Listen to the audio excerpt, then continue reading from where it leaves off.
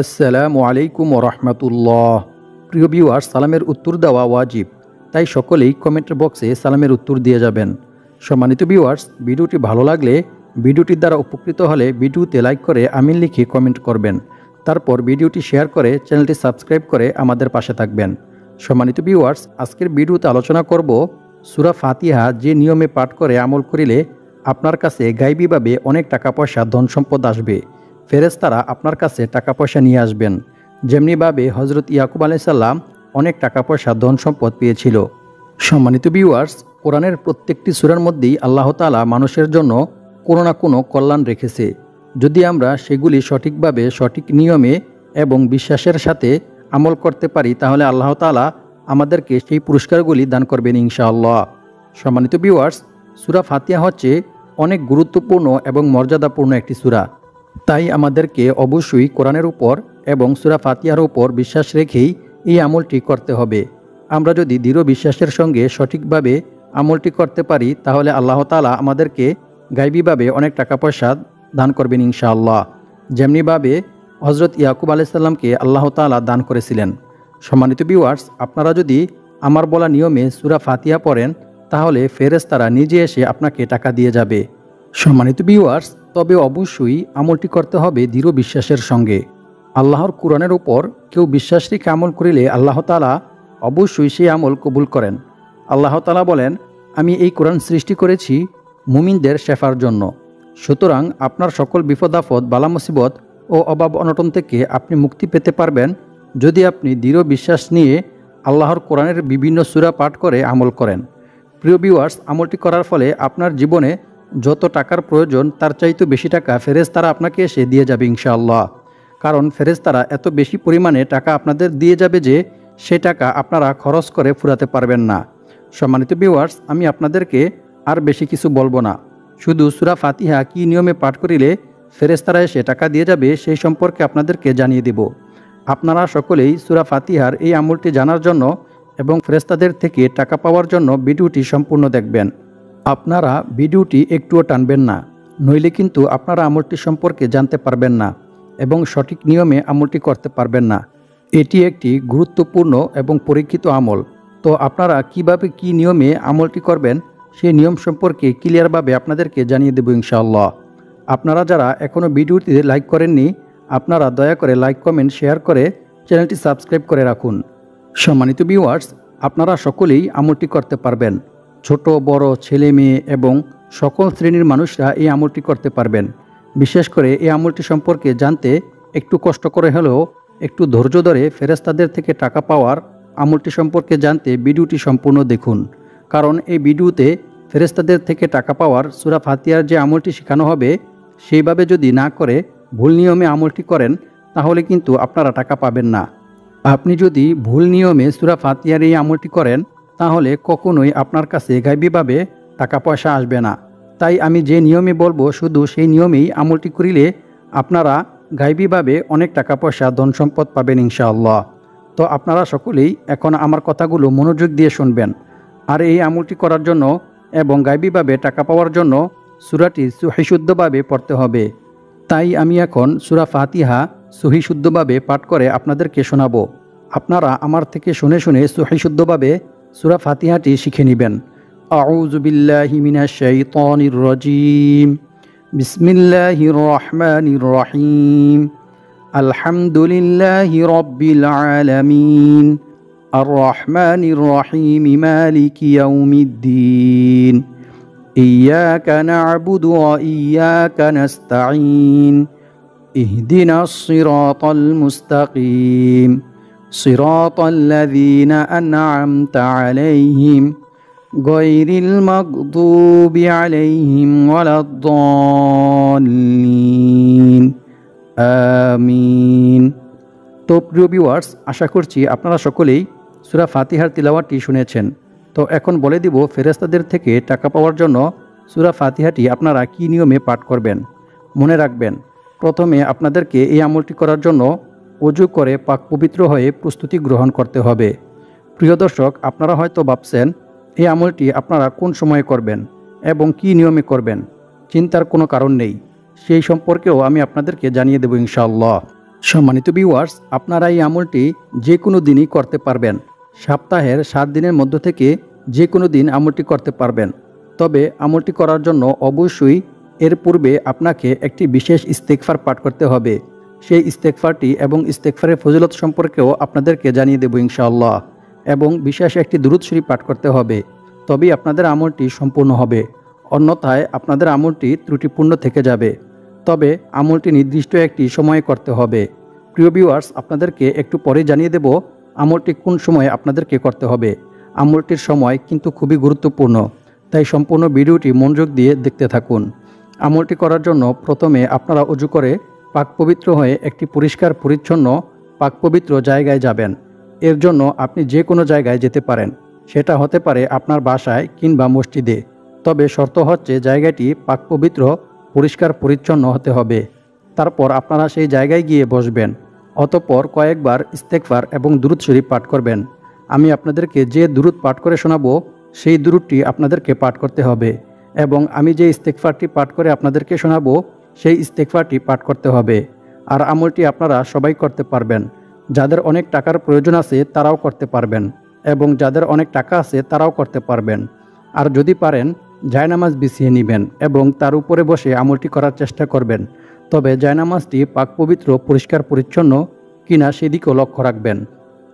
আর যদি কারো বাসায় জায়নামাজ নাও থাকে তাহলেও সমস্যা নেই, আপনারা পরিষ্কার পরিচ্ছন্ন পাক পবিত্র একটি জায়গায় বসে আমলটি করবেন। আর এই আমলটি করার জন্য অবশ্যই আপনাদেরকে কিবলামুখী তথা পশ্চিম দিকে হয়ে বসতে হবে, অন্য কোনো দিকে ফিরে বসলে হবে না। তারপর সূরা ফাতিহাটি পরে আমল করার যে নিয়ম রয়েছে সেই নিয়মটি মেনে আমল করতে হবে। আপনাদেরকে প্রথম যে বিষয়টি মাথায় রাখতে হবে সেটি হচ্ছে অবশ্যই আপনাদেরকে সূরা ফাতিহাটি সঠিকভাবে সুহিশুদ্ধভাবে পাঠ করতে হবে। যদি আপনারা সূরা ফাতিহাটি ভুল উচ্চারণ করেন তাহলে কিন্তু আপনাদের আমলটি সঠিকভাবে হবে না। তাই অবশ্যই সূরা ফাতিহা সঠিকভাবে সুহিশুদ্ধভাবে শিখে নিতে হবে। সম্মানিত ভিউয়ার্স, সূরা ফাতিহার এই আমলটি করার পূর্বে অবশ্যই আপনাকে একটি বিশেষ নিয়মে ইস্তেগফার পাঠ করতে হবে। সেই ইস্তেগফারটি আমি আপনাদেরকে একটু পরেই জানিয়ে দেব। তবে আমরা প্রথমে ইস্তেগফার পাঠ করার কিছু গুরুত্বপূর্ণ ফজিলত সম্পর্কে কোরআন এবং হাদিস থেকে জেনে নিই। আল্লাহ তাআলা পবিত্র কোরআনের মধ্যে বলেন, ইল্লা মান তাবা ওয়া আমানা ওয়া আমিলা আমালান সালিহা ফাউলাইকা ইউবাদদিলুল্লাহু সাইয়্যাতিহিম হাসানাত ওয়া কানাল্লাহু গফুরুর রহিমা। অর্থ, তবে যে ব্যক্তি তাওবা করে, ঈমান আনে এবং সৎকর্ম করে, পরিণামে আল্লাহ তাআলা তাদের পাপগুলোকে নেকি দ্বারা পরিবর্তন করে দেন। সুবহানাল্লাহ, আল্লাহু আকবার। আল্লাহ তাআলা অতি ক্ষমাশীল ও পরম দয়ালু। সূরা ফুরকান আয়াত নং 70। অন্য এক আয়াতে আল্লাহ তাআলা বলেন, আর যে ব্যক্তি আল্লাহকে ভয় করবে আল্লাহ তাআলা তার সমস্ত সমস্যা থেকে উত্তরণের পথ বের করে দিবেন, আর তাকে এমন জায়গা থেকে রিজিক দান করবেন যা সে কল্পনাও করতে পারবে না। অর্থাৎ তার ধারণার বাইরে থেকে গায়বীভাবে আল্লাহ তাআলা তার রিজিকের ব্যবস্থা করে দিবেন। সুবহানাল্লাহ। আর যে ব্যক্তি আল্লাহর উপর ভরসা করবে তার জন্য তিনিই যথেষ্ট হবেন, নিশ্চয়ই আল্লাহ তাআলা তার সমস্ত ইচ্ছা পূরণ করবেনই। সুবহানাল্লাহ, আল্লাহু আকবার। সূরা তালাক আয়াত নং 2 থেকে 3। সম্মানিত ভিউয়ার্স, আল্লাহ তাআলাকে ভয় করার একমাত্র মাধ্যম হচ্ছে তাওবা ইস্তেগফার পাঠ করা, আল্লাহ তাআলার কাছে ক্ষমা প্রার্থনা করা। যদি আমাদের দ্বারা ইচ্ছায় কিংবা অনিচ্ছায় কোনো ভুল কোনো গুনাহ হয়ে যায় তাহলে সাথে সাথে আমরা যেন আল্লাহ তাআলার কাছে তাওবা ইস্তেগফার পাঠ করি, ক্ষমা প্রার্থনা করি, আল্লাহ তাআলাকে ভয় করি, আল্লাহর আযাব তথা জাহান্নামকে ভয় করি। আর এটাই আল্লাহ তাআলা অনেক পছন্দ করেন।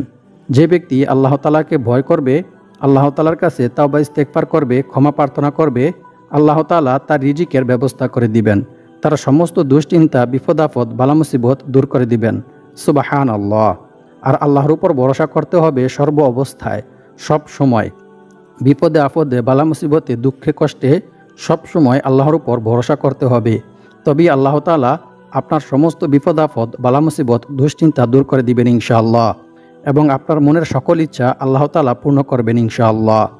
অন্য এক আয়াতে আল্লাহ তাআলা বলেন, আমি অবশ্যই ক্ষমাশীল তার প্রতি যে ব্যক্তি তাওবা করে, ঈমান আনে, সৎকর্ম করে ও সৎপথে অবিচল থাকে। সূরা তাহা আয়াত নং 82। অন্য এক আয়াতে আল্লাহ তাআলা মানবজাতিকে শিক্ষা দেওয়ার জন্য বলেন, তুমি তোমার প্রতিপালকের প্রশংসা সহ তার পবিত্রতা ও মহিমা ঘোষণা করো এবং আল্লাহ তাআলার কাছে ক্ষমা প্রার্থনা করো। নিশ্চয়ই তিনি তাওবা কবুলকারী। সূরা নাসর আয়াত নং ৩। রাসূল সাল্লাল্লাহু আলাইহি ওয়াসাল্লাম বলেন, নিশ্চয়ই আল্লাহ তাআলা বান্দার তাওবা কবুলের জন্য পশ্চিম দিকে একটি দরজা খোলা রেখেছেন, যার প্রশস্ততা হচ্ছে ৭০ বছরের পথ। সূর্য পশ্চিম দিকে উদয় না হওয়া পর্যন্ত এ দরজা বন্ধ করা হবে না। তিরমিজি শরীফ হাদিস নং ৩৫৩৬। সম্মানিত ভিউয়ার্স, ইস্তেগফার পাঠ করিলে যে আল্লাহ তাআলা কি পরিমাণ খুশি হয় তা আপনি চিন্তাও করতে পারবেন না। রাসূল সাল্লাল্লাহু আলাইহি ওয়াসাল্লাম বলেন, মরুভূমিতে হারিয়ে যাওয়া ওট খুঁজে পেয়ে ওটের মালিক যতটা খুশি হয়, যখন কোনো গুনাহগার বান্দা আল্লাহ তাআলার কাছে তাওবা করে তখন আল্লাহ তাআলা এর চাইতে বেশি খুশি হন। সুবহানাল্লাহ, আল্লাহু আকবার। বুখারী শরীফ হাদিস নং ৬৩০৯। অন্য এক হাদিসে বলা হয়েছে, হযরত আবু হুরায়রা রাদিয়াল্লাহু তাআলা আনহু থেকে বর্ণিত, তিনি বলেন, আমি রাসূল সাল্লাল্লাহু আলাইহি ওয়াসাল্লামকে বলতে শুনেছি, রাসূল সাল্লাল্লাহু আলাইহি ওয়াসাল্লাম বলেন, আল্লাহর শপথ, আমি প্রতিদিন আল্লাহ তাআলার কাছে ৭০ বারের অধিক তাওবা ইস্তেগফার পাঠ করি। সুবহানাল্লাহ। বুখারী শরীফ হাদিস নং ৬৩০৭। সম্মানিত ভিউয়ার্স, রাসূল সাল্লাল্লাহু আলাইহি ওয়াসাল্লাম ইস্তেগফারের প্রতি উৎসাহ দিয়ে বলেন, হে লোক সকল, তোমরা আল্লাহর কাছে বেশি বেশি তাওবা ইস্তেগফার পাঠ করো, কারণ আমি নিজেও দৈনিক ১০০ বার তাওবা ইস্তেগফার পাঠ করি। সুবহানাল্লাহ, আল্লাহু আকবার।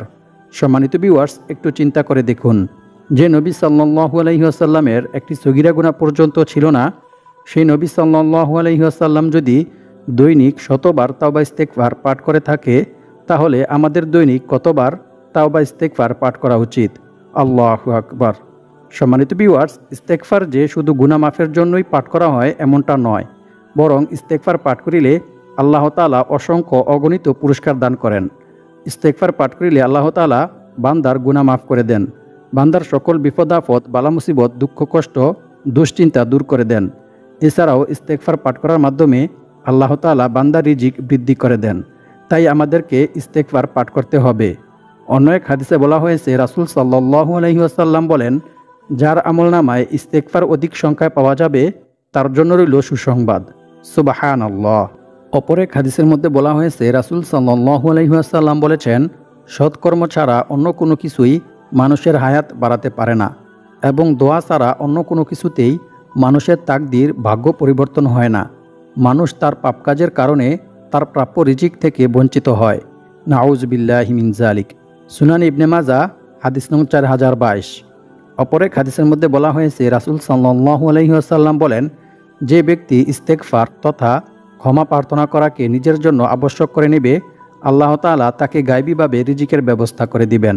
সুবহানাল্লাহ, আল্লাহু আকবার। নাসাই শরীফ হাদিস নং ৩৮১৯। অন্য এক হাদিসের মধ্যে বলা হয়েছে, আব্দুল্লাহ ইবনে আব্বাস রাদিয়াল্লাহু তাআলা আনহু থেকে বর্ণিত, তিনি বলেন, রাসূল সাল্লাল্লাহু আলাইহি ওয়াসাল্লাম বলেছেন, যে ব্যক্তি বেশি বেশি তাওবা ইস্তেগফার পাঠ করে, আল্লাহ তাআলা তার সমস্ত সমস্যা থেকে উত্তরণের পথ বের করে দেন, তার সমস্ত বিপদ আপদ, বালা মুসিবত, দুশ্চিন্তা দূর করে দেন, এবং অকল্পনীয় উৎস থেকে গায়বীভাবে আল্লাহ তাআলা তার রিজিকের ব্যবস্থা করে দেন। সুবহানাল্লাহ, আল্লাহু আকবার। সুনান ইবনে মাজাহ হাদিস নং ৩৮১৯। সম্মানিত ভিউয়ার্স, এই সকল হাদিস দ্বারা বুঝতেই পারতেছেন যে ইস্তেগফার কত বড় গুরুত্বপূর্ণ এবং ফজিলতপূর্ণ আমল। তাই আমাদেরকে সূরা ফাতিহার এই আমলটি করার পূর্বে অবশ্যই একটি বিশেষ ইস্তেগফার পাঠ করতে হবে। সম্মানিত ভিউয়ার্স, সূরা ফাতিহার এই আমলটি করার পূর্বে অবশ্যই আপনাদেরকে এই ইস্তেগফারটি ৩ বার পাঠ করতে হবে। ইস্তেগফারটি হচ্ছে, আস্তাগফিরুল্লাহাল আযীম আল্লাযী লা ইলাহা ইল্লা হুয়াল হাইয়ুল কাইয়্যুম ওয়া আতুবু ইলাইহি। এই ইস্তেগফারটি ৩ বার পাঠ করবেন। তারপর ৩ বার দুরূদ শরীফ পাঠ করবেন, কারণ প্রত্যেক আমলের পূর্বে এবং পরে দুরূদ শরীফ পাঠ করতে হয়। আপনি যদি কোনো দোয়া বা কোনো ইবাদতের আগে পরে দুরূদ শরীফ পাঠ না করেন, তাহলে সেই আমল আল্লাহর দরবারে কবুল হবে না। হযরত উমর বিন খাত্তাব রাদিয়াল্লাহু তাআলা আনহু বলেন, বান্দার দোয়া আসমান ও জমিনের মধ্যবর্তী অবস্থানে ঝুলন্ত অবস্থায় থাকে। বান্দার দোয়া আল্লাহর দরবারে পৌঁছায় না যতক্ষণ পর্যন্ত না বান্দা দুরূদ শরীফ পাঠ না করে। সুতরাং অবশ্যই আপনাকে ৩ বার দুরূদ শরীফ পাঠ করতে হবে।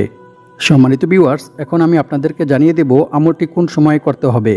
আমলটি করতে হবে রাতে ঘুমানোর পূর্বে। তবে এর জন্য শর্ত হচ্ছে, অবশ্যই আপনাকে এশারের নামাজ জামাতের সহিত আদায় করতে হবে। ছেলেরা জামাতের সহিত আদায় করবেন এবং নারীরা ঘরেই আদায় করবেন। তারপর আপনারা ঘুমানোর পূর্বে পাক পবিত্র হয়ে ওযু করে বিছানায় বসবেন। যদি বিছানাতে কোনো ময়লা থেকে থাকে তাহলে একটি পাক পবিত্র কাপড় অথবা একটি জায়নামাজ বিছানায় বিছিয়ে নেবেন। আর অবশ্যই আপনাকে কিবলার দিক হয়ে বসতে হবে। তারপর আপনাকে 3 বার আস্তাগফিরুল্লাহাল আযীম আল্লাযী লা ইলাহা ইল্লা হুয়াল হাইয়ুল কাইয়্যুম ওয়া আতুবু ইলাইহি এই ইস্তিগফারটি পাঠ করতে হবে। অতঃপর 3 বার দুরূদ শরীফ পাঠ করবেন। এরপর আপনি 7 বার সূরা ইখলাস পাঠ করবেন। তবে অবশ্যই প্রত্যেকবার পাঠ করার পূর্বে আপনাকে বিসমিল্লাহির রহমানির রহিম পাঠ করতে হবে। কারণ বিসমিল্লাহির রহমানির রহিম বললে সেই আমলের মধ্যে আল্লাহ তাআলার বরকত থাকে। আর যদি আপনি বিসমিল্লাহির রহমানির রহিম পাঠ না করেন তাহলে আল্লাহর পক্ষ থেকে কোনো সাহায্য নাও পেতে পারেন। তাই অবশ্যই প্রত্যেকবার পাঠ করার পূর্বে আপনাকে বিসমিল্লাহির রহমানির রহিম বলতে হবে। এরপর আপনাকে ইস্তেগফার পাঠ করতে হবে। আস্তাগফিরুল্লাহাল্লাযী লা ইলাহা ইল্লা হুয়াল হাইয়ুল কাইয়্যুম ওয়া আতুবু ইলাইহি লা হাওলা ওয়ালা কুওয়াতা ইল্লা বিল্লাহিল আলিয়্যিল আযীম এই ইস্তেগফারটি 5 বার পাঠ করবেন। অতঃপর একবার দুরূদ ইব্রাহিম পাঠ করবেন। দুরূদ ইব্রাহিম হচ্ছে আল্লাহুম্মা সাল্লি আলা মুহাম্মাদিন ওয়া আলা আলি মুহাম্মাদ কামা সাল্লাইতা আলা ইব্রাহিম ওয়া আলা আলি ইব্রাহিম ইন্নাকা হামিদুম মাজিদ আল্লাহুম্মা বারিক আলা মুহাম্মাদিন ওয়া আলা আলি মুহাম্মাদ কামা বারাকতা আলা ইব্রাহিম ওয়া আলা আলি ইব্রাহিম ইন্নাকা হামিদুম মাজিদ।